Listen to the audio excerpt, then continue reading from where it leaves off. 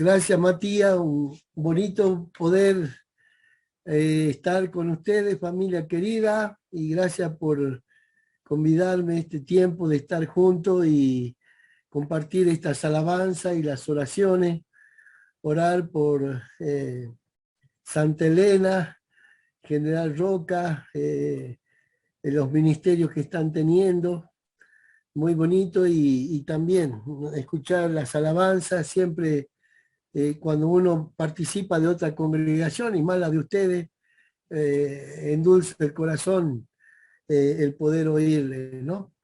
Quisiera que abramos nuestras Biblias en el Salmo 19. El Salmo 19. El mes pasado, el mes de septiembre, por lo general se recuerda en el mes de la Biblia, en los lugares hispanos, porque Casidoro de Reina, después de un largo periodo de tiempo, años, de arduo trabajo, sorteando muchas dificultades, muchas adversidades, completó la traducción de la Biblia al castellano en el año 1569, en el mes de septiembre. Por esa razón es que los cristianos de esta lengua hispana conmemoran, recuerdan el mes de la Biblia. Está por esta una de las razones. La otra razón es porque Gutenberg, que inventó la imprenta, fue el primer libro que imprimió, fue la Biblia, y tengo entendido que también fue en el mes de septiembre. Ahora, este salmo es un salmo escrito por David y nos va a mostrar en este salmo de 14 versos dos maneras que Dios se reveló. En realidad, Dios se reveló de dos maneras, digamos así, de dos grupos, que en forma general, la revelación general, número uno, y la revelación especial, número dos. La revelación general, dentro de esta revelación general, encontramos la creación, el hombre, la conciencia del hombre, bueno, el hombre y la historia. En esta forma, esta historia no es la forma, digamos, escrita, sino de los sucesos que el Señor ha ido permitiendo que se vayan transcurriendo. En esta forma especial, Dios se reveló a través de su palabra y del Señor Jesucristo. En este Salmo 19 encontramos un cántico de David alabando, adorando a Dios por dos formas, dos testimonios, dos maneras de la que Dios se reveló. Los 6 primeros versículos hablan sobre la creación. David quedó anonadado de la manifestación de la gloria de Dios a través de la creación. En esos 6 primeros versículos nos muestra su gloria el Señor, pero también nuestra condición finita. Y a través de esta manera de revelarse de parte de Dios, podemos conocer a Dios como un Dios todopoderoso y sabio. No sé si algo más. Necesitábamos de una revelación especial, y esta es de su palabra, de la cual habla del verso 7 hasta el 14. Con esta revelación especial de su palabra, podemos llegar a conocer a Dios especialmente, ¿verdad? La revelación de las Escrituras es algo especial porque aquí aprendemos a través de esta revelación de la Escritura su santidad, nos muestra lo que Él, Dios es, ¿no? Se revela a Él como persona, como un Dios trino. Muestra su plan redentor antes de la fundación del mundo, muestra la pecaminosidad del hombre. Estas preguntas filosóficas, quién soy, de dónde vengo, a dónde voy, solamente podemos encontrar su respuesta segura, sus afirmaciones en la palabra, en la revelación de las Escrituras. Ahora es notable, hermanos, porque en los 6 primeros versículos de este Salmo 19, empieza con el verso 1, los cielos cuentan la gloria de Dios. Usa el nombre Elohim, más que Elohim, él. Dios, es un nombre del cual significa en hebreo todopoderoso. Ahora ese nombre, los paganos también utilizaban ese nombre para, digamos, atribuirle a su propio Dios. Pero a partir del verso 7 en adelante, hasta el verso 14, usa el nombre Jehová, el nombre propio de Dios, yo soy. Y encontramos allí 7 veces ese nombre, del verso 7 hasta el 14, Jehová. Es que la revelación de las Escrituras usa este nombre propio, Jehová, quizás dando a entender que es una revelación personal, íntima, que nadie puede atribuir a otro Dios, a otros dioses, esta verdad. Solo se desprenden de él.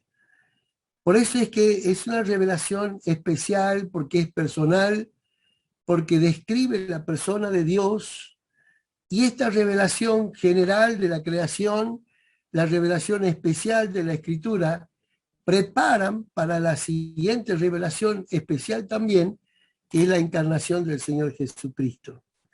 Yo quisiera en esta noche referirme más que nada al verso 7 y 8, hablando los efectos de la palabra de Dios en el creyente. Los efectos de la palabra de Dios en el creyente. Es notable porque este impacto que produce la palabra de Dios en las personas que creen en él realmente obtienen grande bendición. Así que vamos a leer del verso 7 hasta el 14 de este Salmo 19. Dice así: la ley de Jehová es perfecta, que convierte el alma. El testimonio de Jehová es fiel, que hace sabio al sencillo. Los mandamientos de Jehová son rectos, que alegran el corazón. El precepto de Jehová es puro, que alumbra los ojos. Los juicios de Jehová, el temor de Jehová es limpio, que permanece para siempre. Los juicios de Jehová son verdad, todos justos. Deseables son más que el oro, y más que mucho oro afinado, y dulce más que miel, y que la que destina del panal. Tu siervo es además amonestados con ellos, en guardarlos hay grande galardón. ¿Quién podrá entender sus propios errores? Líbrame de los que me son ocultos. Preserva también a tu siervo de la soberbia, que no se enseñoreen de mí. Entonces seré íntegro y estaré limpio de gran rebelión. Sean gratos lo dicho de mi boca y la meditación de mi corazón delante de ti, oh Jehová, roca mía y redentor mío. Aquí encontramos en estos versos la revelación especial de Dios a través de su palabra. Del verso 7 al 9 es donde nos vamos a enfocar, que nos habla de los atributos de la palabra y sus efectos, pero por notarlo nomás, el verso 10 y 11, el aprecio por la palabra, y el 12 al 14, la aplicación de la palabra en mi persona. Aquí encontramos en estos versos 7 al 9, 6 nombres que dan a la palabra de Dios. La ley de Jehová, el testimonio de Jehová, los mandamientos de Jehová, el precepto de Jehová, el temor de Jehová y los juicios de Jehová. 6 nombres que están dando a la Escritura. Me llama la atención el temor de Jehová. Muchas veces en los comentarios los teólogos escriben usando el temor a Jehová de la misma manera que el temor de Jehová. Pero la Biblia es clara y muestra que son frases distintas. El temor a Jehová es respeto, obediencia, pero el temor de Jehová es su palabra. Es uno de los nombres de la palabra de Dios. De hecho, lo menciona también, por dar otro pasaje, en Proverbios 15:33, el temor de Jehová es enseñanza de sabiduría. Es su palabra. Por eso es que Proverbio dice que el hombre no puede aborrecer el mal. El temor de Jehová es lo que nos hace aborrecer el mal. Y el temor de Jehová es su palabra. De tal manera que si estamos llenos de su palabra, entonces sí, podemos tener asco, rechazo al pecado, ¿no? A todo aquello que no proviene de Dios. Otro dato interesante que antes de ver estos 4 efectos que menciona, efecto de la palabra de Dios en el creyente, otro dato interesante que dice en cuanto a la palabra, muestra a la palabra de Dios como algo inefable, infalible, inerrante, porque dice la ley de Jehová es perfecta, es perfecta. La inerrancia, obviamente literal, se refiere a la autógrafa. Ya no hay autógrafa, hay copias de la autógrafa. La autógrafa son los libros originales en donde los santos hombres de Dios, habiendo recibido la revelación y la inspiración por sobre todas las cosas, Dios le inspiró para que, respetando su estilo literario, transcribieran al papiro, a la arcilla, a la piedra, el mensaje que Dios quería que dé. La palabra inspirar me gusta más la que está en 1 Pedro 1:21. En la cual menciona allí una palabra en griego que es feromenoi, y muestra allí porque dice, porque nunca la profecía fue traída por voluntad humana, sino que los santos hombres de Dios hablaron siendo inspirados. Esa es la palabra que me gusta más en la traducción, porque esta palabra feromenoi en griego es supervisado, guiado. Me gusta más que la que está en 2 Timoteo 3:16, que usa teo, nestos, en otra palabra griego, que es soplado. Creo que la actividad del Espíritu Santo a esas personas guiaban que todo lo que habían recibido de parte de Dios lo pudieran transcribir, respetando su estilo literario, pero sin diluir, sin distorsionar el mensaje de Dios. Por eso es perfecta. Pero siempre se nos puede ocurrir pensar, y bueno, ¿qué hay ahora de las copias, de las copias, de las copias, de las traducciones?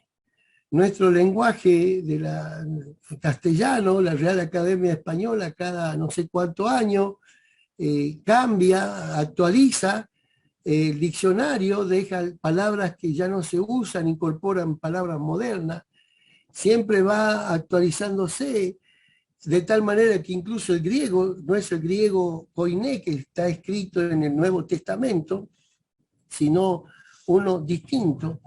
Sin embargo, aquí en el Salmo 12:6, dice, verso 6, las palabras de Jehová son palabras limpias, como plata refinada en horno de tierra, purificada 7 veces.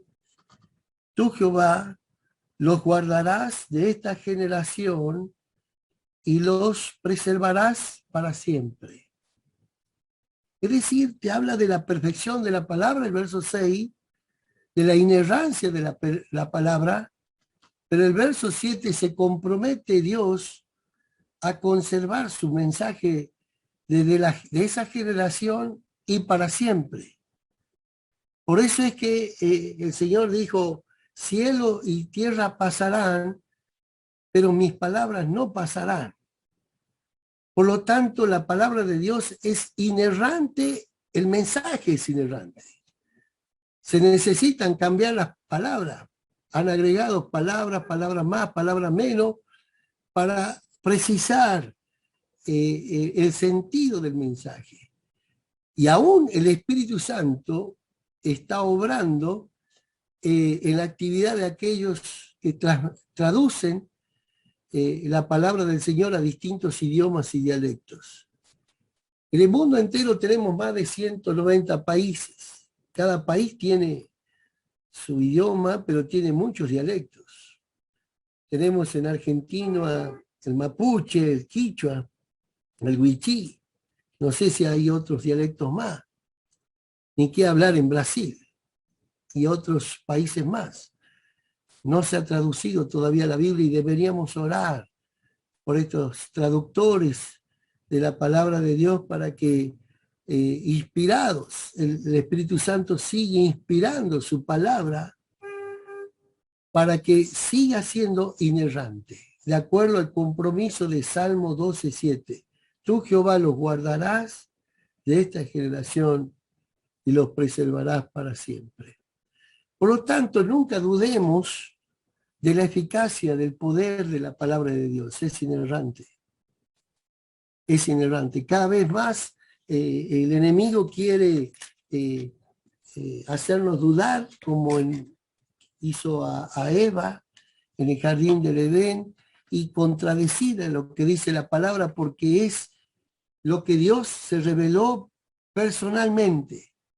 Y es lo más importante, juntamente con Cristo, para poder conocer a Dios. Sin la palabra y sin Jesucristo no podemos conocer a Dios. Ahora sí vamos entonces al primer efecto que menciona en cuanto de la palabra de Dios. Dice, la ley de Jehová es perfecta, que convierte el alma. Bueno, esa palabra convierte en griego significa restaurar, confortar. Nos habla, es una palabra muy amplia. La restauración comienza desde que el hombre recibe al Señor Jesucristo. Es la palabra de Dios la que llega y penetra en el corazón para que nosotros podamos ser salvos. Dice Santiago, capítulo 1, Santiago, capítulo 1, verso 18, Él de su voluntad nos hizo nacer por la palabra de verdad para que seamos primicia de su criatura. Es imposible que haya conversión, reconciliación, restauración con Dios, siendo la palabra de Dios ausente. El Evangelio mismo tiene un poder intrínseco. Por eso Pablo podía decir en Romanos 1:16, no me avergüenzo del Evangelio porque es poder de Dios. La palabra de Dios tiene un poder intrínseco, es Dios revelándose. Quizá nosotros menoscabamos porque conocemos de memoria quizá algunos textos, pero tiene poder. Y sin la expresión de su palabra, sin el mensaje de su palabra, no hay conversión. Obviamente necesita que esa persona que escucha la palabra debe creer, pero para que crea, como dice Pablo en los Romanos capítulo 10, ¿cómo creerán si no hay quien les predique? Debemos predicarle. Y predicar la palabra de Dios, el mensaje de salvación. Ahora, ese mensaje no solo convierte, reconcilia con Dios en cuanto a la adopción, al renacimiento, sino también restaura a la persona que se ha apartado. El único motivo o forma, mejor dicho, manera, modo para restaurar a alguien es con la palabra de Dios. Es el único. Dice, la ley de Jehová es perfecta que restaura el alma. Hay personas que han caído. Yo recuerdo cuando yo recibí a Cristo a los 5 años, pero creo que mi caminar con Dios de una manera de convicción, de una manera no religiosa, de una manera consciente de haber aprendido o estar empezando a aprender a tener esa relación con Dios fue cuando me casé. Un pastor de una iglesia llamado Ricardo Bastera venía a la casa y los sábados entraba a las 8:30 al trabajo con mi papá en una ferretería, él venía a las 8, oremos. Después 7:30, este hombre ya es cargoso. Y después 7:15, 7, 6:30. ¿Y qué es lo que yo me fastidiaba?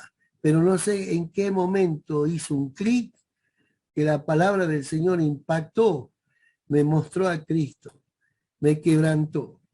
partir de ahí lo descubrí ya no como un religioso evangélico, sino como ese Dios redentor, precioso. Y empecé a cambiar como esposo, como padre, como hijo de Dios. Fue gradualmente, fue la palabra de Dios la que quebrantó mi corazón, restauró mi alma hacia Él, reconfortó. Esto hace el Señor. Por eso debemos orar, pero sin la palabra de Dios no hay cambio, hermano. No hay transformación, no hay restauración, no hay reconfortación. Lo que hacemos de predicar el Evangelio, de mandar mensajitos y animando con textos bíblicos, quizás sea fastidioso, pero aquellos que no están bien saben qué impacto hace la palabra de Dios en su corazón. La ley de Jehová es perfecta, que convierte el alma. Pero dice también otro efecto que hace la palabra, dice, hace sabio al sencillo. El segundo efecto. Es notable porque esta palabra sencillo es ignorante. Una persona que ignora. Todas las personas se creen sabias, dice el proverbio, no seas sabio en tu propia opinión. La forma de pensar del hombre es distante y contradictoria a la de Dios, porque desde que Adán y Eva participaron del fruto de la ciencia del bien y del mal, su forma de pensar se distorsionó, de tal manera se corrompió. La forma de pensar del hombre es opuesta a la de Dios.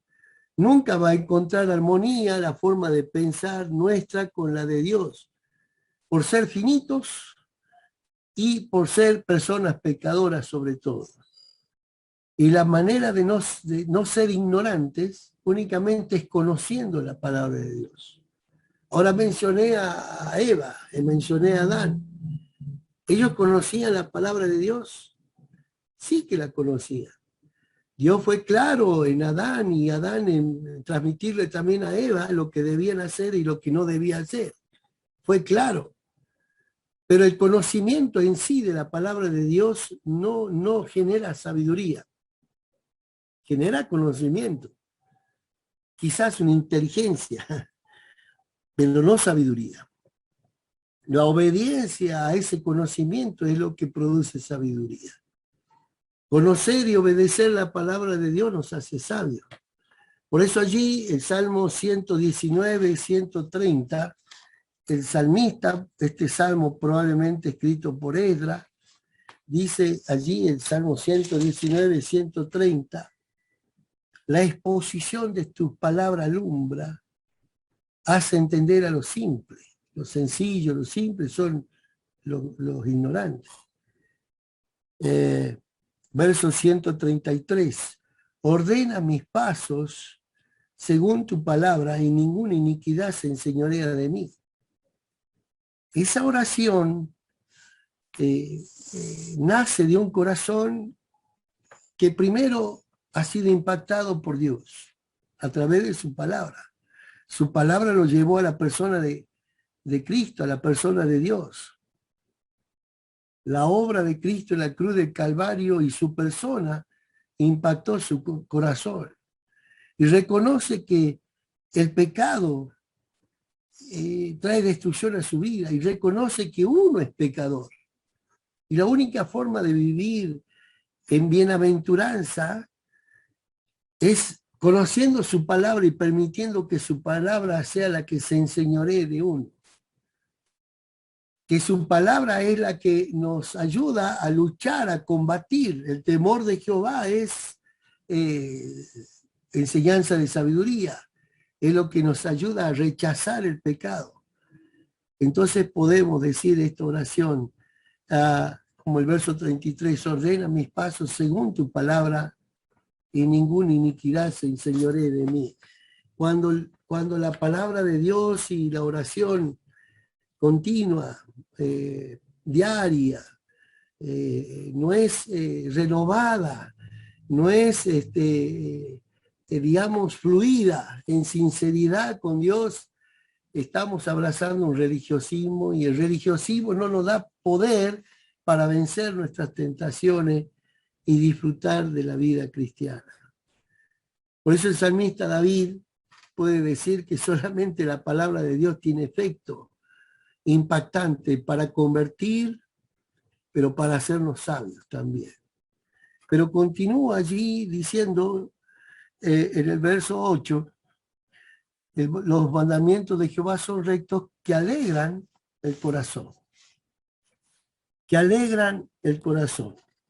El verdadero gozo proviene cuando estamos en las sendas correctas, con la motivación correcta, con el corazón correcto. Una de las bendiciones de la vida cristiana es el gozo. Es uno de los componentes del fruto del Espíritu. Amor, gozo, paz, paciencia, gozo. Una de las maneras que realmente estás disfrutando en el sentir de Cristo, en la llenura del Espíritu Santo, es tener gozo. El gozo que no, o sea, puede afectar, de hecho afecta las emociones, pero no depende de los sentimientos. El gozo es algo que surge, se origina de esa relación sincera y fortalecedora de parte de Dios en nuestra vida. Ese gozo es lo que nos ayuda a atravesar las distintas situaciones. Santiago capítulo 1, hablando a las tribus dispersas, dice Santiago, el verso 2, hermanos, tened por sumo gozo cuando os halléis en diversas pruebas. El gozo no es cuando terminó la prueba, sino en medio de la prueba, cuando os halléis. Es decir, durante la prueba va a haber aflicción, pero la manera de poder salir adelante es fortaleciéndonos. ¿Y cómo nos vamos a dar cuenta? Es cuando el componente del gozo del Espíritu Santo ha llenado nuestro corazón. Que a pesar de estar atravesando una circunstancia difícil, hay paz, hay gozo. El Señor nos va a sacar adelante. Y eso fortalece la fe. Y esto únicamente se puede obtener a través de la palabra. Por eso cuando hay personas que están pasando por situaciones difíciles, quizás uno se apega más a la palabra, porque la palabra de Dios fortalece el corazón y hace estar más cerquita de Dios que en ningún otro momento. Y más gozoso, disfrutando del Señor a pesar de la adversidad digamos, tremenda que uno pueda pasar. Pero el último dice, alumbra los ojos. Allí en el verso 8, la última parte, los mandamientos de Jehová son rectos, que alegran el corazón, el precepto de Jehová es puro, que alumbra los ojos. Allí en 2 Corintios 4:4, 2 Corintios 4:4.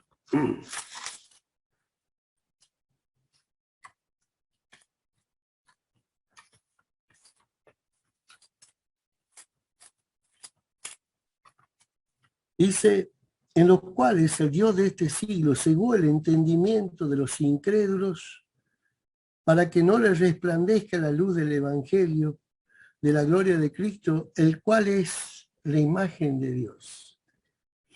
Satanás y la naturaleza caída hace que nuestro entendimiento esté ciego para las cosas de Dios. Solamente la palabra de Dios y el ministerio del Espíritu Santo, que Él da luz, ilumina, redarguyendo el corazón, es lo que puede romper esa ceguera espiritual. Por eso Pablo escribe a los Corintios diciendo, si hoy oís su voz, no endurezcáis vuestros corazones. Pero digo, yo no sé qué puedes estar pasando y en qué condición.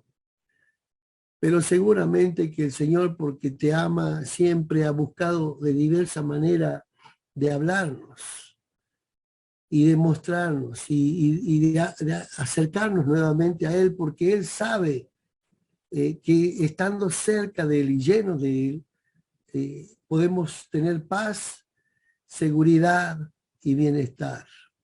Nuestra naturaleza caída siempre se quiere independizar de Dios y cree saberlo todo, pero y a veces metemos la pata. Yo quiero terminar contándole un pequeño testimonio. Tenía un ahorrito de algunas ofrendas que nos envían para ya sea la salud o poder arreglar el auto o en algún momento si se puede cambiar, etcétera. Y quizás para algunos no era mucho, para mí era mucho, en fin. Y con esta inflación, poniéndola en el plazo fijo, no daba mucho interés y cada vez el valor ya era menos. Y viene una persona y me dice, hermano, usted tiene ahí su ahorrito, no quiere que yo haga trabajar con Bitcoin, esta moneda que yo ni sé cómo es. Ya me hablaba.